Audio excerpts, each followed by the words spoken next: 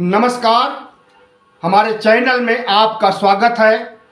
मैं हूं रामचंद्र मौर्य। साथियों, क्या उत्तर प्रदेश में बड़ा परिवर्तन होने जा रहा है? क्या उत्तर प्रदेश के मुख्यमंत्री योगी आदित्यनाथ की छुट्टी होने वाली है?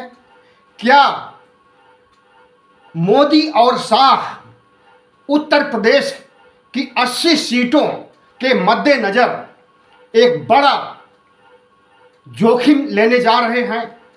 क्या कट्टर हिंदू नेता योगी आदित्यनाथ को गोरखपुर भेजने और उनकी राजनीति को खत्म करने की बात चल रही है? जी हां, ऐसा ही कुछ उत्तर प्रदेश में हो रहा है। आजकल उत्तर प्रदेश में केशव प्रसाद मौर्य कोप भवन में बैठे हैं। कोप भवन में इसलिए बैठे हैं कि शाह के संकेत से वो योगी के खिलाफ उग्र हो गए हैं और इसी उग्रता और नाराजगी को व्यक्त करने के लिए न तो वो केंद्रीय मंत्री उत्तर प्रदेश के मंत्रिमंडल में शामिल हो रहे हैं और न कोई निर्णय ले रहे हैं, न कहीं का दौरा कर रहे हैं और न उप मुख्यमंत्री पद की जिम्मेदारी बखूबी निभा रहे हैं। और सबसे बड़ी बात यह है कि उनके साथ अमित शाह के ग्रुप के नेता हमेशा लगे हुए हैं, उनके आगे पीछे उनकी सराहना कर रहे हैं और आगे उठाए जाने वाले कदमों का इंतजार कर रहे हैं कि किस दिन योगी और योगी के लोग, योगी के समर्थक, विधायक, कार्यकर्ता किस दिन इन्हें साइडलाइन किया जाएगा, इसका इंतजार कर रहे हैं। जी हां, उत्तर प्रदेश में योगी आदित्यनाथ 80 सीटों को जीतने के लिए मिशन 80 चलाए हुए हैं।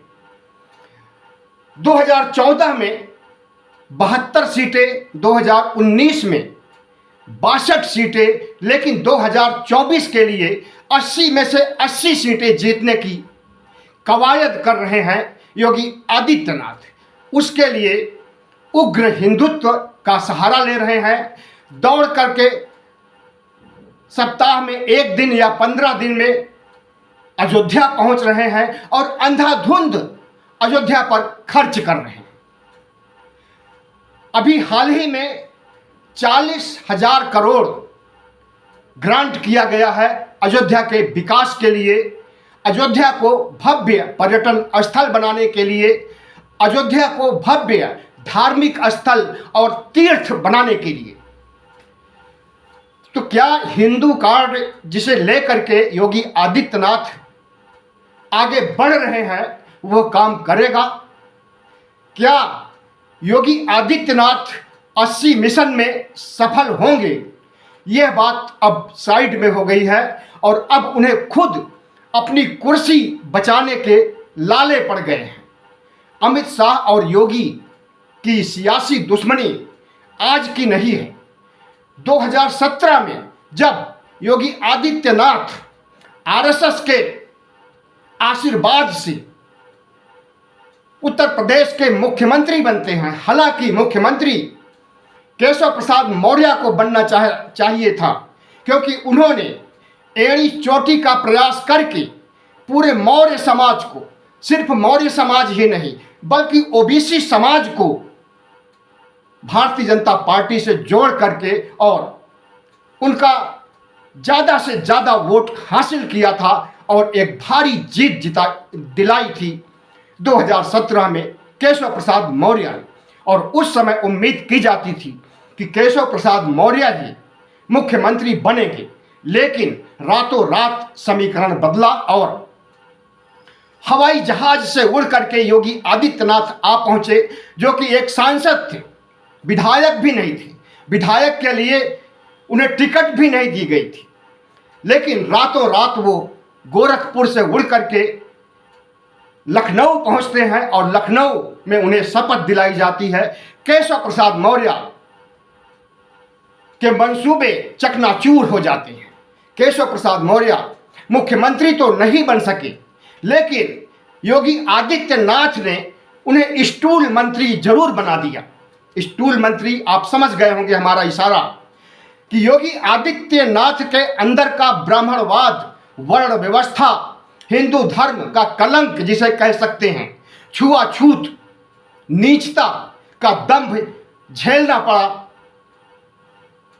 केशव प्रसाद मौर्य को, और उन्हें अपने बराबरी तक बैठाने के लिए सहमत नहीं हुए योगी आदित्यनाथ। कहाँ मुख्यमंत्री की कुर्सी के लिए जाना जाता था कि योगी नहीं, मतलब केशव प्रसाद मौर्य को मुख्यमंत्री बनाया जाएगा, कहाँ स्टूल पर बैठा दिया गया। मुख्यमंत्री का सिंहासन नहीं मिल सका, लेकिन वर्णवाद ने, वर्ण व्यवस्था ने उन्हें स्टूल पर जरूर बैठा दिया।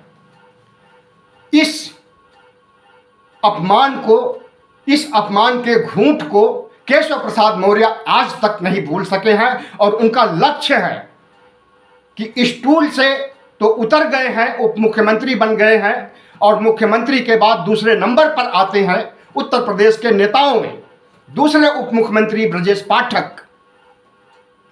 वो भी अपने को शाह गुट का नेता मानते हैं, और केशव प्रसाद मौर्य के बारे में तो सबको अच्छी तरह से पता है कि शाह गुट के कार्यकर्ता हैं। लेकिन जब राहुल गांधी ने ओबीसी कार्ड खेला, ओबीसी को हक अधिकार दिलाने के लिए आरक्षण की बात किया, ओबीसी जनगणना की बात न सिर्फ उत्तर प्रदेश में, पूरे देश में उन्होंने उठाया, और हर 5 राज्यों के चुनाव में इसे सबसे बड़ा मुद्दा बना करके ओबीसी समुदाय को अपने पक्ष में करने के लिए कदम उठाया। उसके बाद प्रधानमंत्री नरेंद्र मोदी और शाह को लगा कि अगर ओबीसी का ध्रुवीकरण उत्तर प्रदेश में राहुल गांधी और इंडिया करने में समर्थ हो जाएगा, तो 80 में से 80 नहीं, बल्कि 80 में से 8 सीटें भी नहीं आएंगी भारतीय जनता पार्टी की झोली में। तो उत्तर प्रदेश के मुख्यमंत्री योगी आदित्यनाथ के पर कतरने का काम शुरू हो गया, और उस क्रम में ओबीसी कार्ड के खिलाफ प्रधानमंत्री नरेंद्र मोदी और गृह मंत्री अमित शाह ने यह निर्णय लिया है, सूत्रों से सुनने में आया है, कि इस ओबीसी कार्ड, राहुल गांधी के ओबीसी कार्ड के खिलाफ अगर हम उत्तर प्रदेश का मुख्यमंत्री एक पिछड़ा को बना देते हैं, पिछड़े वर्ग को बना देते हैं, सीधे सीधे कहिए कि केशव प्रसाद मौर्य को उत्तर प्रदेश की कमान सौंप देते हैं, तो एक बहुत बड़ा संदेश जाएगा ओबीसी समाज में, और राहुल गांधी की महत्वाकांक्षा धरी की धरी रह जाएगी, और भारतीय जनता पार्टी फिर से ओबीसी समाज का 44% वोट लेकर के और फिर से दिल्ली के सिंहासन पर विराजमान हो सकते हैं प्रधानमंत्री नरेंद्र मोदी। ऐसी उनकी सोच है, और नरेंद्र मोदी के इशारे से ही अमित शाह सक्रिय हो गए। और जैसा कि आपको पहले से ही पता है कि अमित शाह और योगी में नहीं पटती है, आज से नहीं, काफ़ी समय से, मतलब कि 2017 से जब योगी आदित्यनाथ उत्तर प्रदेश के मुख्यमंत्री बनते हैं, उसके बाद सबसे बड़े राज्य, सबसे ज़्यादा सीटों वाले राज्य के मुख्यमंत्री बनने के बाद उनकी महत्वाकांक्षा बढ़ गई, और उन्होंने अपने मुंह से तो कभी नहीं कहा कि हम प्रधानमंत्री की कुर्सी पर बैठना चाहते हैं और नरेंद्र मोदी का उत्तराधिकारी बनना चाहते हैं, लेकिन उनके समर्थक विधायक, उनके समर्थक कार्यकर्ता, हिंदू युवा वाहिनी के लोग सब प्रचारित करने लगे कि नरेंद्र मोदी का विकल्प, नरेंद्र मोदी का उत्तराधिकारी अगर कोई होगा तो योगी आदित्यनाथ होंगे। बस उसी समय से अमित शाह और योगी में ठन गई, और आज ऐसी स्थिति आ गई है कि जिस तरह से ओबीसी की बयार यूपी ही नहीं पूरे देश में बह रही है, और उस बयार को बहाने का काम, उस बयार को लाने का काम उस आंधी को लाने का काम राहुल गांधी जितनी मजबूती से उठा रहे हैं, उसकी काट के लिए नरेंद्र मोदी और अमित शाह ने यही मन बना रखा है कि केशव प्रसाद मौर्य को किसी भी हाल में, चाहे भले ही योगी आदित्यनाथ नाराज हो जाए, पार्टी छोड़ करके गोरखपुर के मंदिर में जाकर के फिर से मठाधीशी शुरू कर दें, लेकिन बदलना है तो बदलना है, मुख्यमंत्री बदलना है। तो सूत्रों से जो जानकारी मिली है उसमें यही जानकारी है कि योगी आदित्यनाथ और अमित शाह में घमासान छिड़ा हुआ है और इसीलिए शाह के इशारे पर केशव प्रसाद मौर्य को भवन में चले गए हैं और योगी का समर्थन नहीं कर रहे हैं, योगी के मंत्रिमंडल में नहीं शामिल हो रहे हैं, उत्तर प्रदेश के उप मुख्यमंत्री का पदभार भी अच्छे ढंग से नहीं निभा रहे हैं। उप मुख्यमंत्री रहते हुए केशव प्रसाद मौर्य 2022 का चुनाव हार गए थे, उसके बावजूद उन्हें उप मुख्यमंत्री बनाया गया उत्तर प्रदेश का, अमित शाह और मोदी के आशीर्वाद से। योगी कतई नहीं चाहते थे कि एक हारे हुए इंसान को उप मुख्यमंत्री बनाया जाए, लेकिन मोदी और शाह के दबाव से उप मुख्यमंत्री बनाया गया। लेकिन आज उन्हीं मोदी और शाह के दबाव को योगी आदित्यनाथ झेलने के लिए तैयार नहीं है और दो हाथ मोदी और शाह से करने के लिए आमादा हो गए। इसकी सबसे बड़ी वजह यह है कि योगी आदित्यनाथ को पता है कि कट्टर हिंदू नेता देश भर में अगर कोई है तो योगी आदित्यनाथ हैं, हम खुद हैं। और कट्टर हिंदुत्व के बगैर, धार्मिक ध्रुवीकरण के बगैर प्रधानमंत्री नरेंद्र मोदी तीसरी बार शपथ नहीं ले सकते हैं। इसलिए योगी आदित्यनाथ भी मजबूती से अपनी कुर्सी पर बैठे हुए हैं और वक्त का इंतजार कर रहे हैं, वक्त की नजाकत को भांप रहे हैं।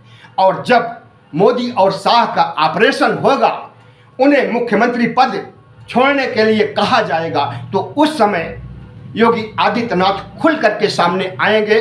और योगी आदित्यनाथ एक ऐसे दुर्वासा ऋषि हैं, एक ऐसे क्रोधित नेता हैं कि उनका क्रोध क्षण भर में 7वें आसमान पर चढ़ जाता है। और जिस दिन मोदी और शाह उन्हें मुख्यमंत्री की कुर्सी खाली करने के लिए कहेंगे, उस दिन या तो वो भारतीय जनता पार्टी को तोड़ देंगे और सरकार को गिरा देंगे, न हम मुख्यमंत्री रह पाएंगे तो केशव प्रसाद मौर्य भी मुख्यमंत्री नहीं बन सकेंगे। ये उनकी रणनीति है और हिंदू युवा वाहिनी को इतना उग्र कर देंगे। हालांकि वो उग्र तो पहले से ही है।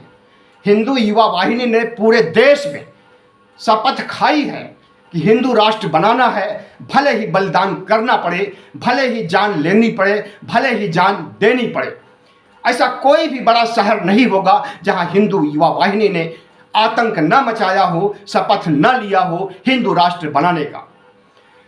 तो योगी आदित्यनाथ को अपने कट्टर हिंदू होने का गर्व है और उसी कट्टर हिंदुत्व के बूते उन्हें आरएसएस के आशीर्वाद से मुख्यमंत्री बनाया गया था। तो जिस मंत्र के द्वारा उन्हें मुख्यमंत्री बनाया गया था, उस मंत्र को वो छोड़ना नहीं चाहेंगे। और आरएसएस का आशीर्वाद तब भी था और अब भी है। और जब तक भारत को हिंदू राष्ट्र नहीं बना देगा आरएसएस, तब तक योगी आदित्यनाथ के ऊपर मोहन भागवत का हाथ रहेगा। योगी आदित्यनाथ के सिर पर मोहन भागवत का हाथ रहेगा। लेकिन आज जो समीकरण बदले हैं, राहुल गांधी ने जो समीकरण बदला है, इसके निहितार्थ क्या होंगे और किस तरह से केशव प्रसाद मौर्य अयोध्या में हुए भव्य दिवाली समारोह में नहीं गए। दूसरे उप मुख्यमंत्री ब्रजेश पाठक केशव प्रसाद मौर्य से मिलते हैं और कहते हैं कि हेलीकॉप्टर तैयार है, लखनऊ से अयोध्या जाने के लिए दिवाली का समारोह चल रहा है, चलिए हम और आप हेलीकॉप्टर से चलते हैं। लेकिन केशव प्रसाद मौर्य ने बहानेबाजी कर दिया और नहीं गए। मुख्यमंत्री के दिवाली जलाने के समारोह में उप मुख्यमंत्री नहीं पहुंचे तो उनका फ्लॉप शो नहीं हुआ, लेकिन इतना उन्होंने जाहिर कर दिया कि मुख्यमंत्री से वो खुश नहीं हैं और उनकी नाराज़गी क्या है। उनकी नाराज़गी यही है कि 2017 से और अब तक उनका जो अरमान रहा है उत्तर प्रदेश का मुख्यमंत्री बनने का, जब तक वो पद नहीं हासिल हो जाएगा तब तक केशव प्रसाद मौर्य संतुष्ट नहीं होंगे और चुप नहीं बैठेंगे। अब देखना यह है कि वो कब घड़ी आती है। कहा तो यह जा रहा है कि 2024 के चुनाव से पहले उत्तर प्रदेश के रथ का घोड़ा यानी योगी आदित्यनाथ को बदला जाएगा और नए घोड़े के रूप में केशव प्रसाद मौर्य को रिप्लेस किया जाएगा।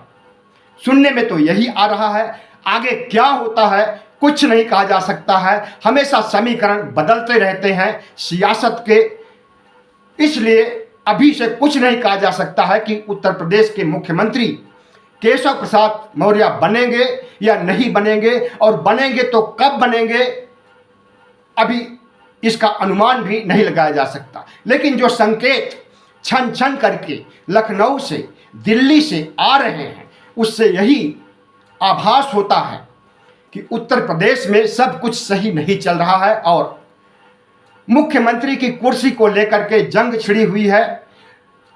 भारत के गृह मंत्री अमित शाह और उत्तर प्रदेश के मुख्यमंत्री योगी आदित्यनाथ के बीच 36 के आंकड़ों के संबंध हैं और यह संबंध कब सुधरेंगे या नहीं सुधरेंगे कुछ नहीं कहा जा सकता है। लेकिन इतना अवश्य है कि उत्तर प्रदेश और लखनऊ की धरती पर एक बड़ा परिवर्तन करने का मन बना लिया है भारतीय जनता पार्टी के आला कमान ने, लेकिन उसे आरएसएस का समर्थन नहीं मिल पाया है।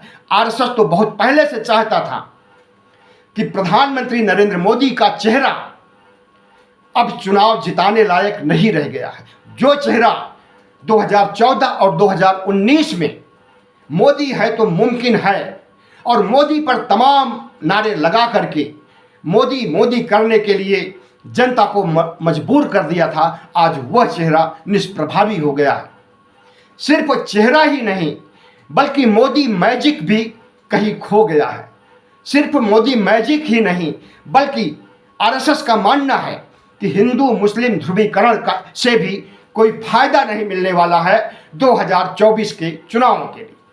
तो अब देखना यह है कि 2024 जीतने के लिए पार्टी को संकट में डालते हैं मोदी और शाह या नहीं डालते हैं। अगर योगी आदित्यनाथ की कुर्सी उनका लक्ष्य होगा कि कुर्सी से हटाया जाए तो शायद एक बड़ी भूल भी हो सकती है और योगी आदित्यनाथ पार्टी को विभाजित भी कर सकते हैं। लेकिन इस विभाजन से डर करके अपने ऑपरेशन लोटस को गृह मंत्री अमित शाह नहीं चलाएं और वो हार मान करके बैठ जाएं, ऐसा नहीं लगता है। क्योंकि अमित शाह जो कि चाणक्य माने जाते हैं, भारतीय जनता पार्टी को आसमान की ऊंचाइयों पर ले जाने वाले चाणक्य जो सोच लेते हैं वो करते जरूर हैं। और जब मोदी का आशीर्वाद उन्हें मिलता रहेगा तो हो सकता है कि अमित शाह योगी आदित्यनाथ को लखनऊ की कुर्सी से हटाने में कामयाब भी हो जाए। और अगर कामयाब होते हैं तो केशव प्रसाद मौर्य के लिए वरदान साबित होगा और केशव प्रसाद मौर्य उत्तर प्रदेश के मुख्यमंत्री बनेंगे। अब वो 80 में से कितनी सीटें दिला सकते हैं कुछ नहीं कहा जा सकता। जब उत्तर प्रदेश के 2022 के चुनाव विधानसभा चुनाव में अपनी सीट जो शख्स हार जाता है अगर उससे 80 सीट जिताने की उम्मीद करे तो शायद ये नादानी होगी। इसी भ्रम में अभी नरेंद्र मोदी और अमित शाह हैं। एक तरफ 80 सीटों का मिशन 80 पर उनकी नज़र है और दूसरी तरफ उत्तर प्रदेश के सिंहासन पर योगी आदित्यनाथ को हटा करके केशव प्रसाद मौर्य को बैठाने की जद्दोजहद है। इसी उधेड़ बुन में है कि कब ऐसा अवसर आता है, कब ऐसा अनुकूल वक्त आता है जब इस काम को संपन्न किया जाए। बहुत बहुत धन्यवाद। हमारे चैनल को सब्सक्राइब कीजिएगा, लाइक कीजिएगा और शेयर कीजिएगा।